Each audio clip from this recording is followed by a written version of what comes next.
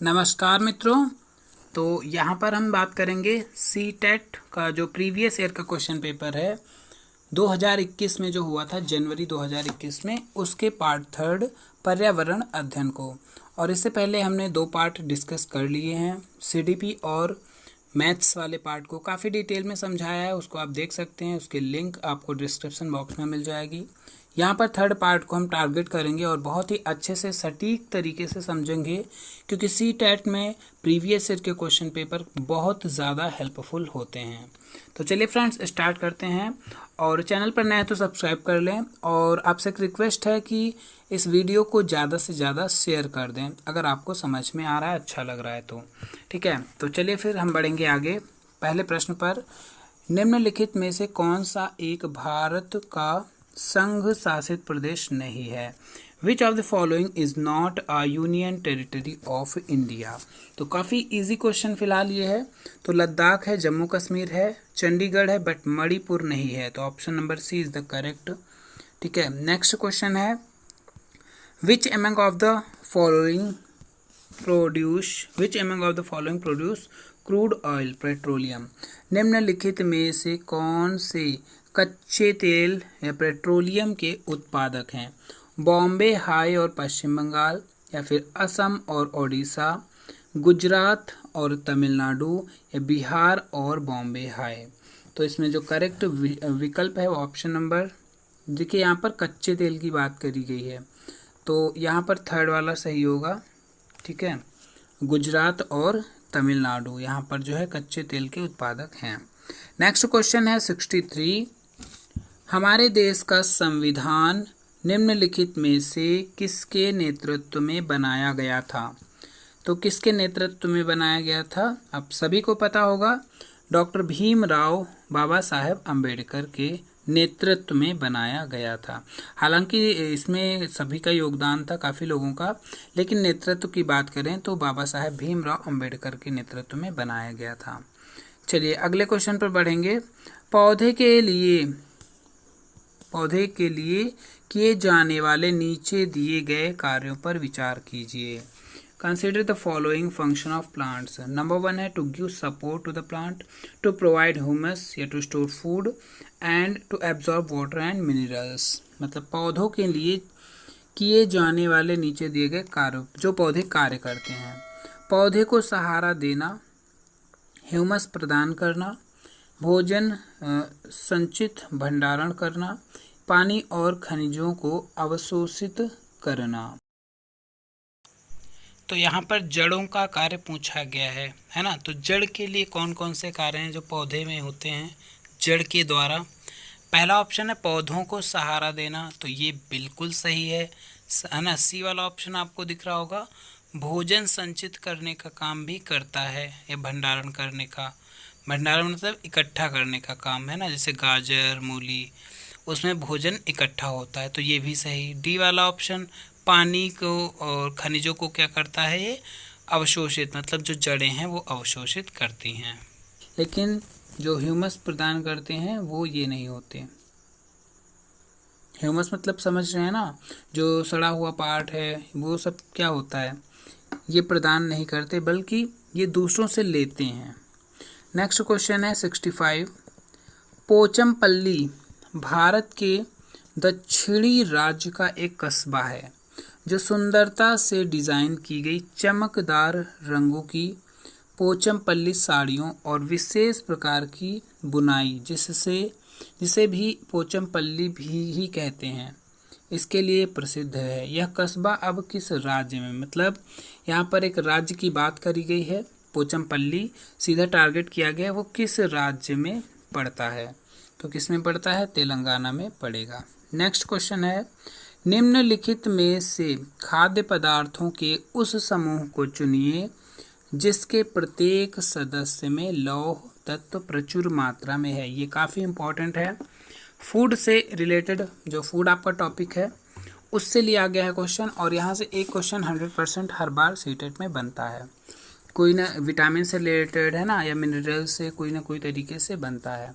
तो लौह तत्व प्रचुर मात्रा में किसमें पाया जाता है, उस ग्रुप को यहाँ पर चुनना है। तो गुड़ आंवला टमाटर या फिर आंवला पालक गुड़। देखिए पालक में लौह तत्व तो पाया जाता है, और रही बात आंवले की तो वो तो सब में ही है, तो आंवला तो आपका है ही।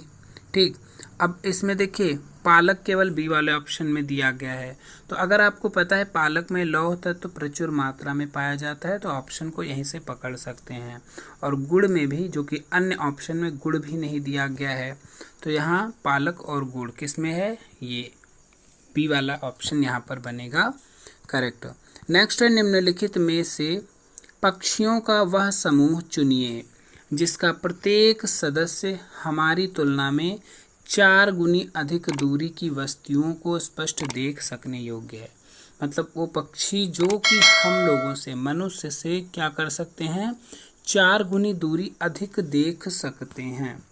तो यहाँ पर देखिए बाज तो है ही, बाज किस में देख रहे हैं आप लोग, बी और डी, तो यहाँ पर ए और बी सी पूरी तरह गलत हो जाएंगे।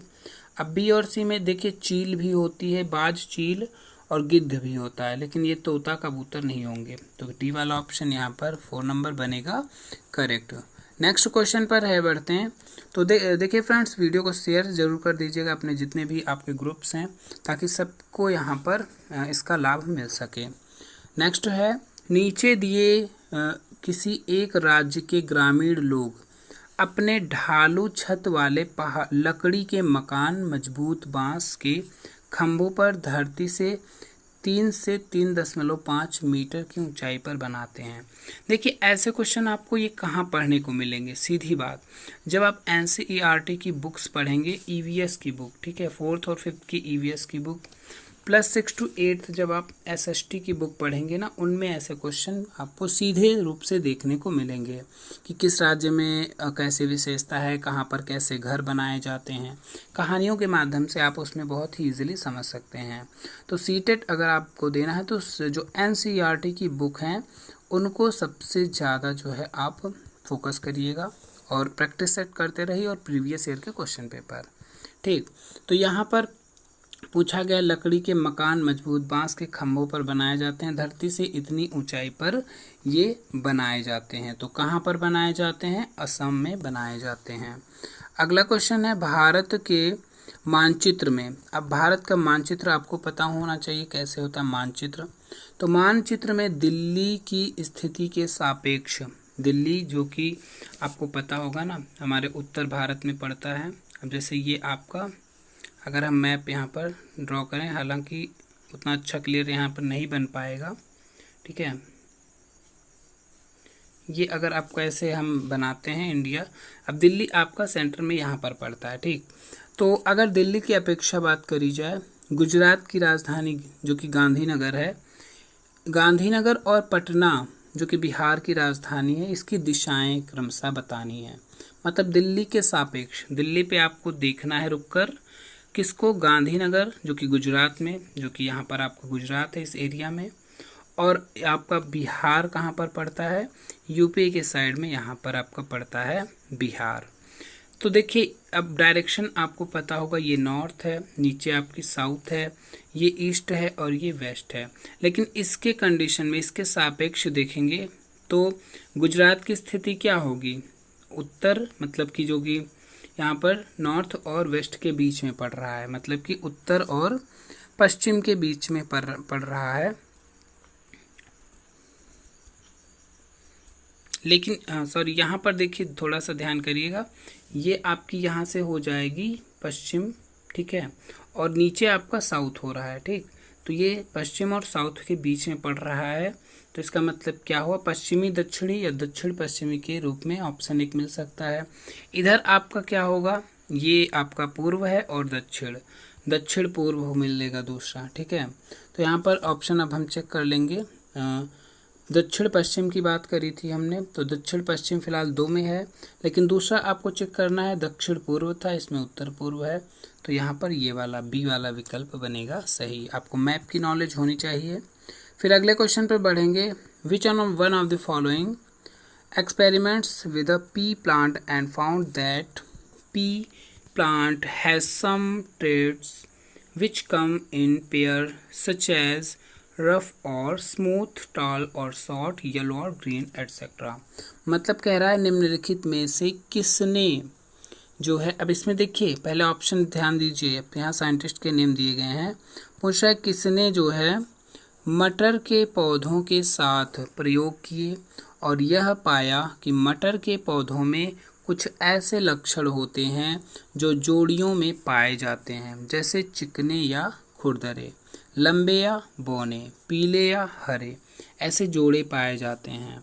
तो पूछा गया है किसने जो है मटर के पौधों पर प्रयोग किए थे और यह सब पाया था, ये सब की जोड़ों की बात करी गई है।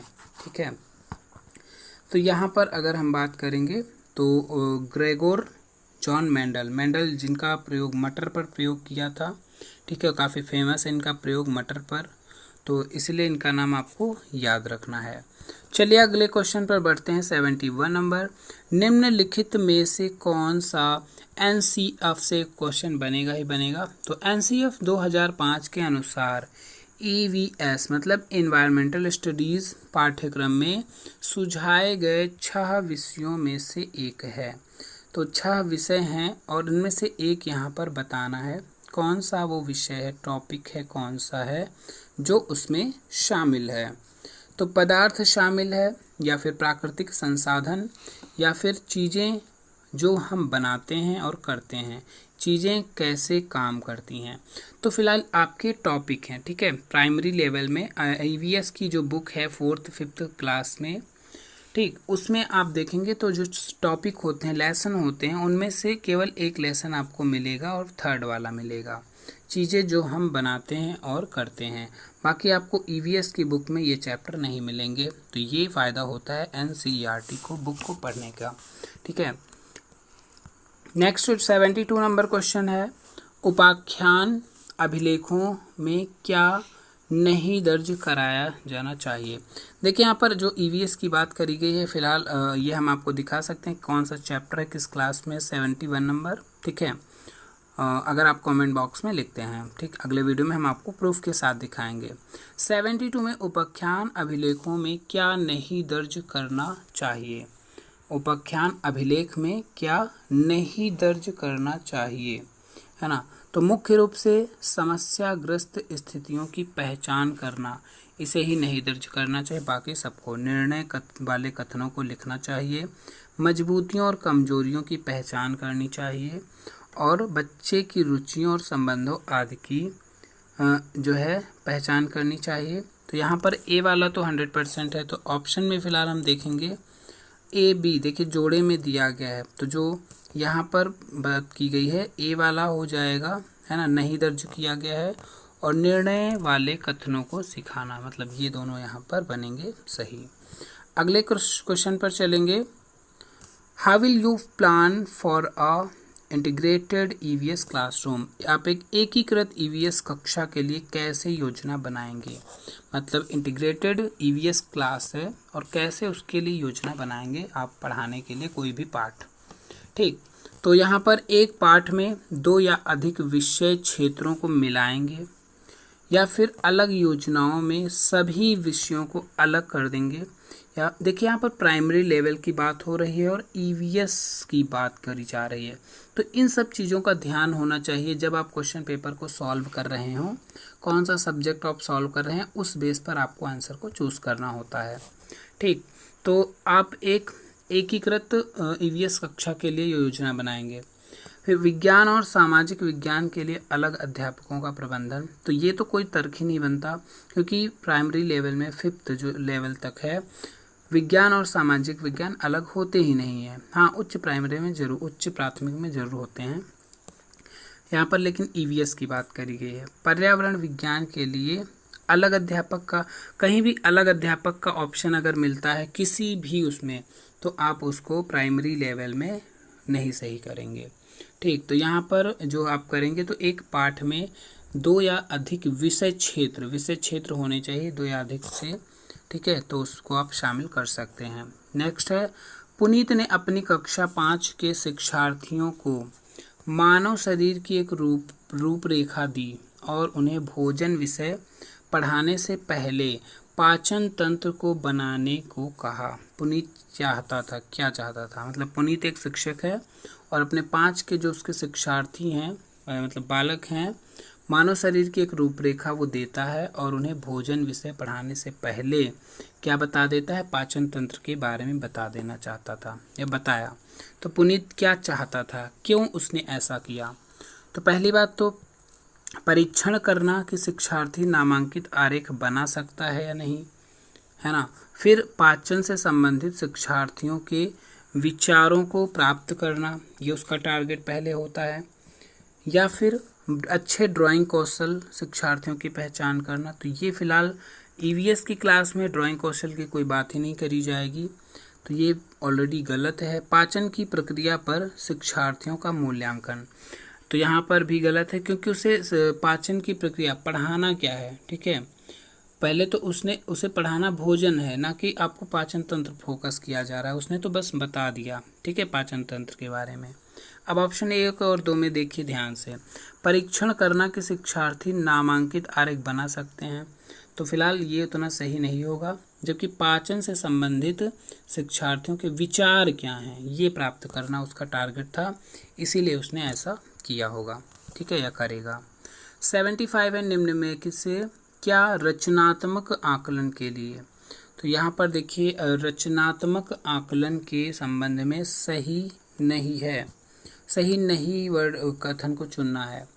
रिपोर्ट कार्ड के प्रत्येक तिमाही में उसकी सूचना दी जानी चाहिए। जो रचनात्मक मूल्यांकन का रचनात्मक आकलन की बात करी जा रही है, क्या इसका रिपोर्ट कार्ड में हर तिमाही में सूचना दी जानी चाहिए? ऐसा बिल्कुल नहीं, गलत हो जाएगा, मतलब नहीं, तो यही सही हो जाएगा। फिलहाल आगे ऑप्शन चेक करेंगे।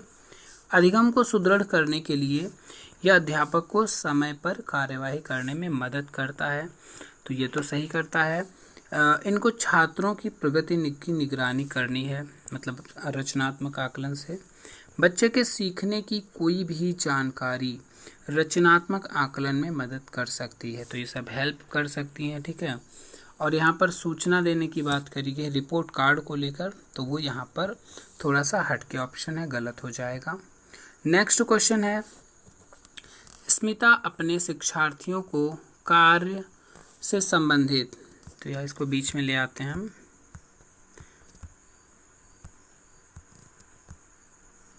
स्मिता अपने शिक्षार्थियों को कार्य से संबंधित लैंगिक विषमता और रूढ़िवादिता, देखिए रूढ़िवादिता से क्वेश्चन बनते ही बनते हैं, तो यहाँ पर बात करी गई है लैंगिक विषमता और रूढ़िवादिता। छवियों के प्रति संवेदनशील करना चाहती है। स्मिता को निम्नलिखित में से अपनी कक्षा में क्या करना चाहिए, मतलब रूढ़िवादिता और लैंगिक विषमता जो है उनके प्रति संवेदनशील बनाना चाहती है अपने शिक्षार्थियों को, तो उसे क्या करना चाहिए? पहला, रूढ़िवादी मॉडलों को छात्रों को प्रस्तुत करना चाहिए, तो ऐसा बिल्कुल नहीं है। विभिन्न प्रकार के कार्यों के फ्लैश कार्ड दिखाएंगे, तो ये भी कोई उतना इफेक्टिव नहीं है। केवल लड़कों से प्रतिदिन कक्षा को साफ करने के लिए कहेंगे, ये भी गलत हो जाएगा। अगर एक पक्ष की बात करी जा रही है तो समझ लीजिए वो रूढ़िवादिता को बढ़ावा दे रहा है, ठीक है। यहाँ पर बढ़ावा देने की बात नहीं करी गई, बल्कि उसके प्रति संवेदनशील बनाना है, उसकी अच्छी समझ बनानी है। एक छात्र की माँ को कक्षा में आमंत्रित करे जो ऑटो चालक है। अब देखिए यहाँ पर ये ऑप्शन सही होगा, मतलब उस छात्र की माँ जो कि एक ऑटो चालक है, मतलब कहने का ये है कि हमारे समाज में ऐसी रूढ़िवादिताएं बनी हैं कि हर व्यक्ति के कार्य को बांट दिया गया है। जैसे ऑटो चालक की बात करी गई, तो क्या केवल मेल मतलब पुरुष लोग ही ऐसा कर सकते हैं? ऐसा बिल्कुल नहीं है। अगर पुरुष लोग करेंगे तो ये रूढ़िवादिता होगी, ठीक। तो यहाँ पर एग्जाम्पल सेट किया जाएगा बच्चों के प्रति कि कोई भी औरत मतलब फीमेल भी जो है ऑटो चालक बन सकती है या हो सकती है, ठीक। तो बच्चों को दिखाएगी वो शिक्षिका या शिक्षक कि जो है देखिए यहाँ पर फीमेल भी क्या कर रही है, ऑटो चालक है। तो बच्चों में एक संवेदनशीलता उत्पन्न होगी इसके प्रति, मतलब जेंडर के प्रति, है ना, लैंगिक विषमता के प्रति, तो उसके प्रति उनके अंदर समानता का भाव विकसित होगा, ठीक है, समझ में आ गया होगा। नेक्स्ट बढ़ेंगे, कक्षा 5 के समयन आमतौर पर अपना दिया हुआ कक्षा का कार्य नहीं करती।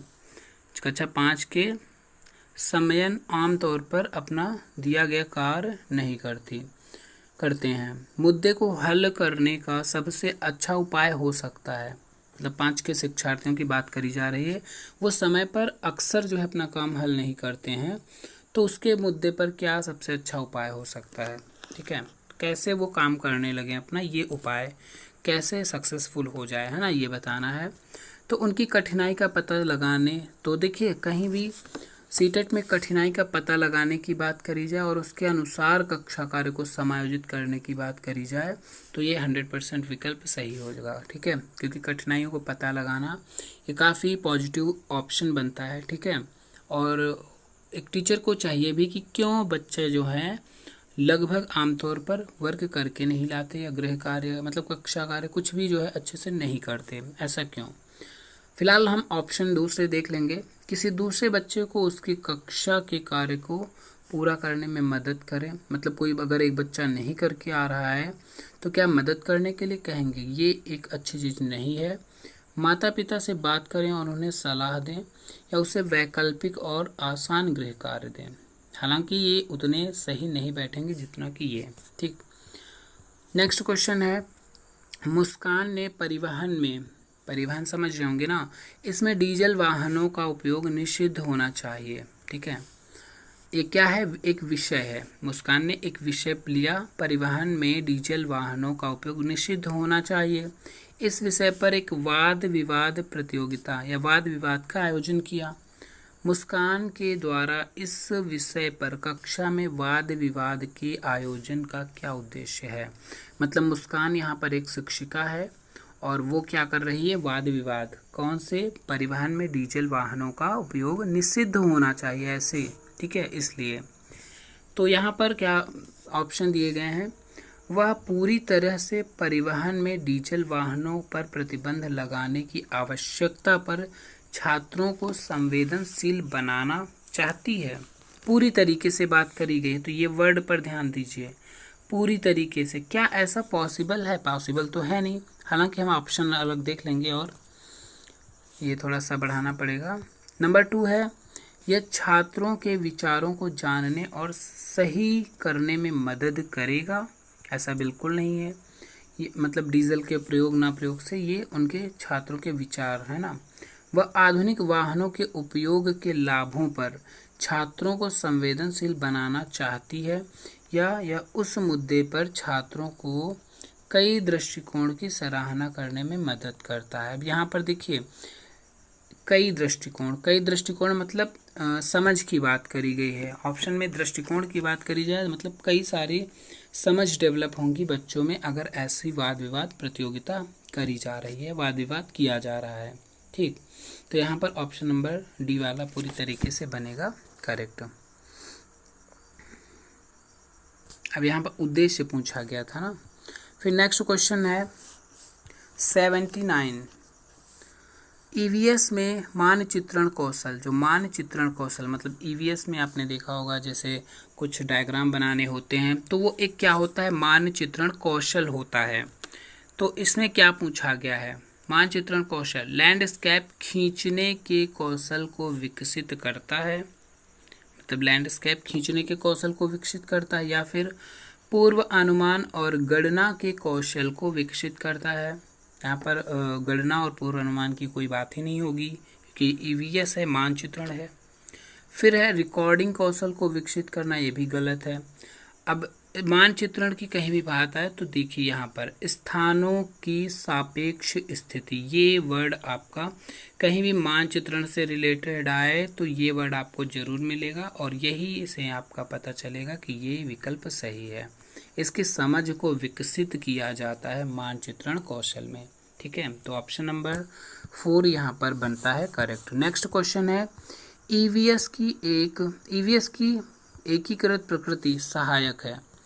जो इंटीग्रेटेड नेचर है ईवीएस का वो सहायक है, किस में सहायक है, पाठ्यचर्या के भार को कम करने और विशिष्ट प्रकरणों को पेश करने में, या फिर पाठ्यचर्या के भार को कम करने में और शिक्षार्थियों को सार्थकता पूर्वक सीखने में।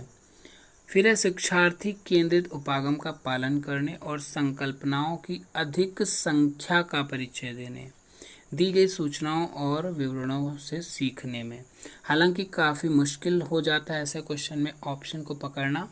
ठीक, तो कैसे पकड़ेंगे? ईवीएस की एकीकृत प्रकृति जो है वो किस चीज़ में सहायक होती है ना? तो यहाँ पर देखिए, यहाँ पर कहा गया है भार को कम करने की बात, ठीक है, एकीकृत प्रकृति, लेकिन ये वर्ड दूसरे में भी आपका आ रहा है। और क्या है?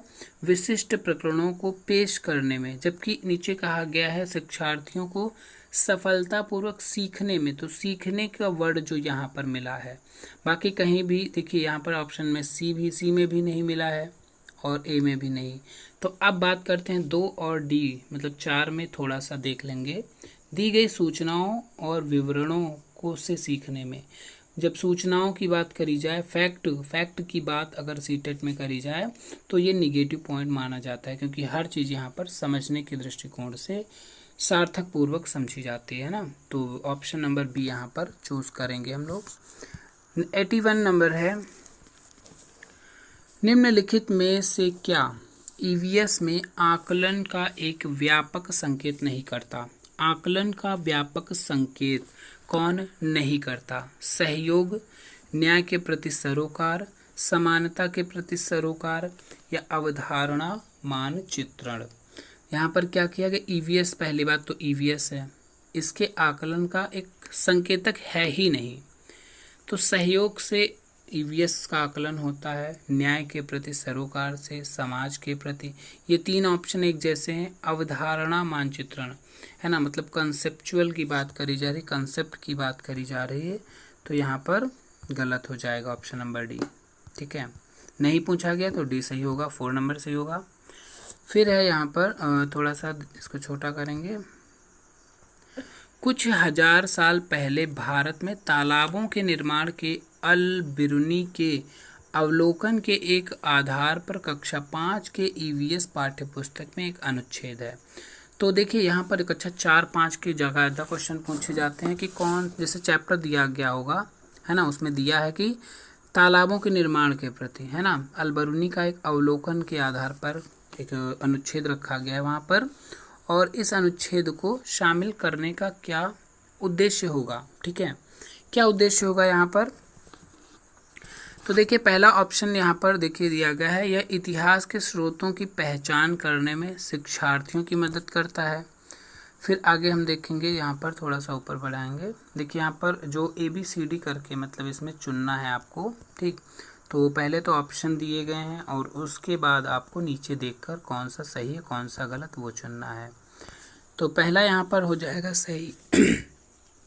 स्रोतों की पहचान करने की बात करी गई है, तो ये तो ए सही हो जाएगा, ए फिलहाल सब में है। फिर यह शिक्षार्थियों को उनके अवलोकनों की रिकॉर्डिंग करने में सुधार करने में, मतलब अवलोकन की रिकॉर्डिंग करके सुधार करने में शिक्षार्थियों को ये तो हो नहीं पाएगा है ना। यह शिक्षार्थियों को कुछ हजार साल पहले जो है भारत में मौजूद तकनीकी की सराहना करने में मदद करना, मतलब 1000 साल पहले कैसी तकनीक थी उसके बारे में सराहना करने में मदद करना, तो ये भी सही हो जाएगा, ए और सी। फिर है डी, यह शिक्षार्थियों को इतिहास के साक्ष्य की भूमिका की सराहना करने में, तो इतिहास के साक्ष्य की भूमिका की बात करी गई तो ये भी यहाँ पर सही हो जाएगा। ठीक है, तो ए सी डी यहाँ पर बनेंगे, ऑप्शन नंबर यहाँ पर हो जाएगा बी वाला करेक्ट। नेक्स्ट क्वेश्चन है 83, अपनी कक्षा में 50 से अधिक छात्रों के साथ वाणी उन्हें एक ऐसे गतिविधि में जोड़ना चाहती है। वाणी मतलब एक शिक्षिका है और 50 से अधिक छात्र हैं और उनको एक गतिविधि में जोड़ना चाहती है जिसमें सीखने को बढ़ाने के लिए अधिकतम संख्या में इंद्रियां शामिल होती हैं। ज़्यादातर इंद्रियां शामिल होती हैं, मतलब हाथ पैर आँखें है ना, ये सब शामिल होती हैं देखने के लिए। इनमें से कौन सा क्रियाकलाप उपरोक्त कार्य के लिए ठीक होगा? है ना। तो उपरोक्त कार्य के लिए सबसे अच्छा क्रियाकलाप कौन होगा? कौशल के प्रदर्शन के लिए समुदाय से संदर्भ व्यक्तियों को आमंत्रित करना, समूह चर्चा को प्रोत्साहित करना। ठीक है, यहाँ पर फिर है उचित AV साधन के लिए स्मार्ट कक्षा कक्ष का प्रयोग करना, या नज़दीक के स्थान के लिए क्षेत्र भ्रमण आयोजन करना।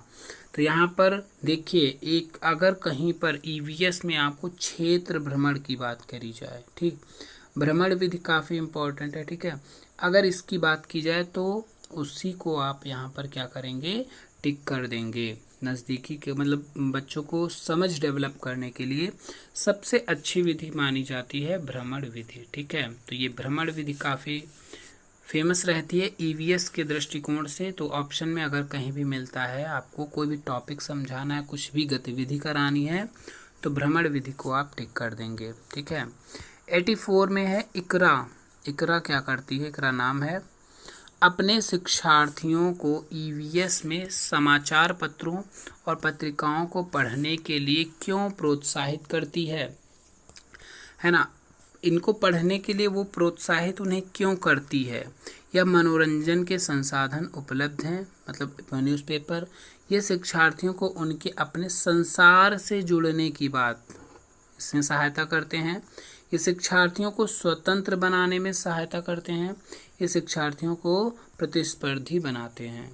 ठीक है, तो देखिए मनोरंजन का एक अलग बात हो गई। ठीक है, तो ये यहाँ पर सही नहीं बनेगा। ठीक, अब यहाँ संसार से जोड़ने की बात सबसे सीटेट में देखिए होता क्या है, सबसे अच्छा ऑप्शन आपको चुनना होता है। आपको सभी सही लगेंगे, लेकिन सबसे अच्छा ऑप्शन अगर आपने चुन लिया तो आप इसमें बहुत अच्छा स्कोर कर सकते हैं। ठीक है ना।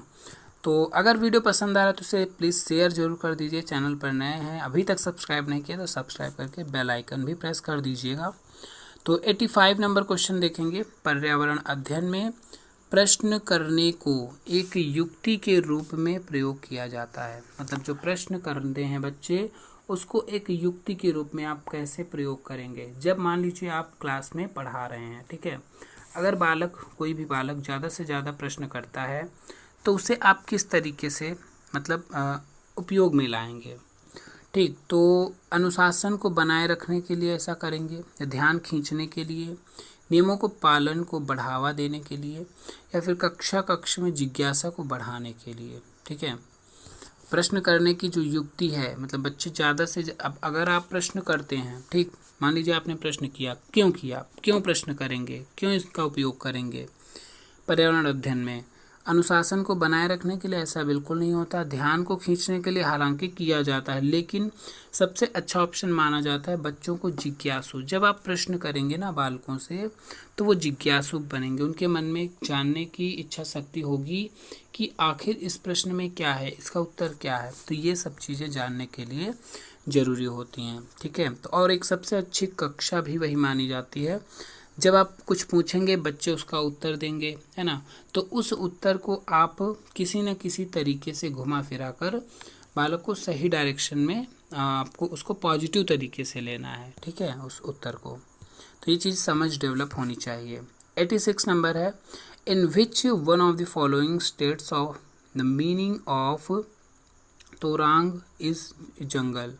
मतलब यहाँ पर बताया गया है, नीचे दिए गए कौन से एक राज्य में तोरांग का अर्थ है जंगल। मतलब वहाँ पर जंगल वर्ड के लिए तोरांग शब्द का प्रयोग किया जाता है। कौन सा राज्य है? तो कौन सा? झारखंड राज्य में इसका तोरांग वर्ड यूज़ किया जाता है। फिर बढ़ेंगे 87 पर। यहाँ पर डायरेक्शन टेस्ट से है, मतलब दिशा परीक्षण है। क्वेश्चन थोड़ा रीजनिंग बेस है, तो समझ लीजिएगा, इजी रहेगा।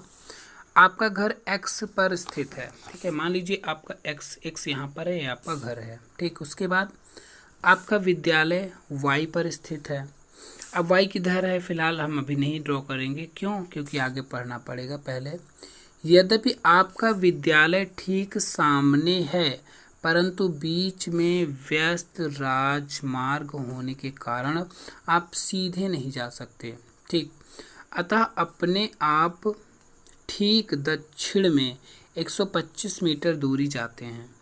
तो अभी यहाँ पर हम किधर सिलासा विद्यालय तो सामने है, अब किधर सामने है पता नहीं, इधर सामने है या उधर सामने है या उधर सामने है या फिर इधर, ये हमें नहीं पता। ठीक, तो हम क्या करेंगे, अपनी पोजीशन को लेकर आगे क्वेश्चन को बढ़ेंगे। सबसे पहले आप ठीक दक्षिण में 125 मीटर दूर जाते हैं। दक्षिण दिशा नीचे होती है, पता है आपको। 125 मीटर दूरी पर आप आ गए। ठीक, अब क्या होगा, फिर आप ठीक पूर्व में 100 मीटर लंबा सुरंग पार करते हैं। तो पूर्व में 100 मीटर लंबा, दक्षिण में आने के बाद दक्षिण में आ गए, पूर्व किधर है, इधर है। अब यहाँ पर 100 मीटर लंबा हमने सुरंग पार कर लिया। आगे है, अंत में आप ठीक उत्तर में 125 मीटर की दूरी पर वाई पर अपने विद्यालय पहुंचते हैं। तो देखिए, अब उत्तर में मुड़ना है, यहाँ से जो पोजीशन है आपकी उत्तर में, फिर 125 मीटर। तो 125 यहीं, तो क्योंकि ये 125 है, ये 125 है ना। 125 पे आ गए। अब बताना क्या है, वाई पर विद्यालय के सापेक्ष एक्स अपना घर कहाँ स्थित है। एक्स पर आपका घर कहाँ स्थित है, ये विद्यालय वाई बन गया। अब इसकी सापेक्षता में देखें तो आपका घर किस डायरेक्शन में है, मतलब कि उत्तर में है, दक्षिण में है, या फिर पूरब में है, या फिर पश्चिम में। तो आपको पता चल गया होगा आपका इसका आंसर क्या होगा। अब यहाँ की दूरी भी बात करी गई है। हालांकि पश्चिम हमने दिशा बताई, लेकिन कितना दूरी थी भाई, दूरी में हमने आपको डायग्राम कैसे बनाया था, ये 125 था। ठीक, ये 100 था, फिर ये 125। तो अब होगा तो पश्चिम, लेकिन ये डिस्टेंस कितनी होगी, 100 मीटर। मतलब कि आपका सही विकल्प 100 होगा। और किधर होगा, ठीक पश्चिम। मतलब ऑप्शन नंबर आपका कौन सा बनेगा, थर्ड वाला बनेगा। नेक्स्ट 88 नंबर क्वेश्चन, कोई लड़का नागरकोइल से मड़गांव जाने के लिए, कहाँ से, नागरकोइल से मड़गांव जाने के लिए। अब देखिए यहाँ पर टाइम से पूछा गया क्वेश्चन। मैथमेटिक्स में भी ऐसे क्वेश्चन पूछे जाते हैं, और यहाँ पर तो ईवीएस है ही। तो टाइम से रिलेटेड काफ़ी ज़्यादा इम्पोर्टेंट आपका टॉपिक रहेगा, जो टाइम होगा, है ना। 24 आवर क्लॉक के बारे में पता होना चाहिए। तो मड़गांव जाने के लिए 4 जून 2020 को रेलगाड़ी में सवार हुआ। ध्यान दीजिएगा, 4 जून 2020 को रेलगाड़ी में सवार हुआ था। और रेलगाड़ी कितने पर जो है, 22:30 बजे नागरकोइल से चली। ठीक, नागरकोइल पर 4 जून को सवार हुआ। कब चली, रात में 22:30, मतलब रात के 10:30 बजते हैं। और 6 जून 2020 को 4:30 बजे मड़गांव पहुंची। अब यहाँ पर इसका मतलब समझ लीजिए, ये पीएम है, जब 12 के बाद का टाइम पीएम रहेगा और ये एएम रहेगा। ठीक, तो यदि इस समय अंतराल में रेलगाड़ी ने इतने दूरी तय करी है, तो रेलगाड़ी की औसत चाल लगभग क्या होगी। तो फिलहाल यहाँ पर चाल पूछी गई है, तो चाल का सूत्र क्या होता है, दूरी बटा समय। तो दूरी हमें ज्ञात है, लेकिन समय ज्ञात नहीं है। तो समय ज्ञात करने के लिए हमें इसका गैप निकालना पड़ेगा, कितने घंटे ट्रैवल किया। पहली बात तो पहले 4 जून से स्टार्ट हुआ, तो 4 जून का टाइमिंग क्या होगा, 22 से 24 होने में 1 घंटा 30 मिनट हो जाएंगे। ठीक, ये 4 जून के। 5 जून तो पूरा वो उसने तय ही किया, तो वो तो हो जाएंगे 24 घंटे 5 जून के। फिर 6 जून को 4:30, मतलब 4 घंटे 30 मिनट। तो 4 घंटे 30 मिनट, इसको पहले ऐड करेंगे, 30 60 60, मतलब एक ये घंटा कंप्लीट हो जाएगा। तो घंटे, अब यहाँ पर कुछ नहीं बचेगा, घंटे को हम इधर घंटे के पास भेजेंगे। तो 24 4 28 1 29 और 1 30, मतलब कितना डिस्टेंस, कितना टाइम लगा, 30 घंटे उसको टाइम लगा ट्रैवल करने में। डिस्टेंस क्या थी, 11:45। तो अब इसको हम क्या करेंगे, कट कर लेंगे। ठीक है, तो 5 से अगर हम कट करते हैं, यहाँ 6 आएगा, और यहाँ पर 2, और फिर उसके बाद फिर 2 आएगा, और यहाँ पर 9, मतलब 2 to 9/6। अगर हम इसको 6 से डिवाइड करेंगे तो 6 3 18 होगा, 4 बचेगा, 6 8 48, फिर 40 मतलब 38 के बाद पॉइंट में अब यूज़ होगा। तो हमें ऑप्शन नंबर बी यहाँ पर मिल गया है, सॉल्व करने की ज़रूरत नहीं है, बी वाला बनेगा करेक्ट। चलिए नेक्स्ट पर देखते हैं 89। नीचे दिया गया कौन सा कथन मधुमक्खियों और छत्तों के विषय में सही नहीं है। मतलब मधुमक्खियाँ और छत्तों के विषय में कौन सा सही नहीं, ये बताना है ना। तो यहाँ पर देख लीजिए, प्रत्येक छत्ते में एक रानी मक्खी होती है जो अंडे देती है, बिल्कुल सही है। केवल रानी मक्खी ही जो होती है अंडे देती है, और लेकिन हमें गलत चुनना है जो नहीं सही है। नर मक्खियाँ छत्तों के अत्यंत महत्वपूर्ण हैं। नर मक्खियाँ छत्तों के लिए अत्यंत महत्वपूर्ण है। फिर अगला हम देखेंगे, छत्ते में बहुत सारी काम करने वाली मक्खियाँ होती हैं, ये सही है। छत्ते में केवल एक नर मक्खियाँ होती हैं। छत्ते में यहाँ कुछ नर मक्खियाँ होती हैं, ठीक है। तो नर मक्खियाँ कुछ होती हैं लेकिन रानी एक ही होती है। रानी एक होती है, नर मक्खियाँ कुछ होती हैं, लेकिन नर मक्खियाँ जो है छत्तों के लिए अत्यंत महत्वपूर्ण है, नहीं महत्वपूर्ण है, ठीक है। क्योंकि कुछ होती हैं और अंडे देने की बात आती है तो रानी मक्खी ही देती है, बाकी नर मक्खियाँ अंडे नहीं देती, इसलिए ये वाला सही नहीं माना जाएगा, ठीक है। नेक्स्ट क्वेश्चन पर बढ़ेंगे। 90 नंबर है, आज हम मिर्ची के बिना भोजन की कल्पना भी नहीं कर सकते। मिर्ची के बिना भोजन की कल्पना नहीं कर सकते, और यह व्यापारी हमारे देश में लाए थे। कहाँ से लाए थे? अफगानिस्तान से, इंग्लैंड से, दक्षिण अमेरिका या दक्षिण अफ्रीका से लेकर आए थे। तो इसका करेक्ट ऑप्शन है दक्षिणी अमेरिका, ठीक है। जो साउथ अमेरिका है कॉन्टिनेंट, तो यहाँ पर कॉन्टिनेंट की बात सीधे करी गई है, ठीक। तो दक्षिण अमेरिका से जो हरी मिर्च थी, जो मिर्ची खाने में यूज़ होती है, वहाँ से ये आई थी भारत में, ठीक है। तो यहाँ पर ईवीएस का पोर्शन ख़त्म होता है। उम्मीद करता हूँ पसंद आया होगा। अगले पार्ट में हम लैंग्वेज की बात करेंगे। फ़िलहाल लैंग्वेज में पैराग्राफ पढ़ने में टाइम लगेगा, और यहाँ पर मोबाइल की स्क्रीन पर पैराग्राफ पढ़ने में और क्वेश्चन को बारी बारी से देखने में उतना चीज़ें सीधे तरीके से समझ में नहीं आएंगी। हालांकि अब हम आपको पैटर्न दिखा देंगे, और कहाँ से क्वेश्चन बनते हैं लैंग्वेज में वो भी हम आपको बताएंगे नेक्स्ट वीडियो में। चलिए मिलते हैं नेक्स्ट वीडियो में, धन्यवाद।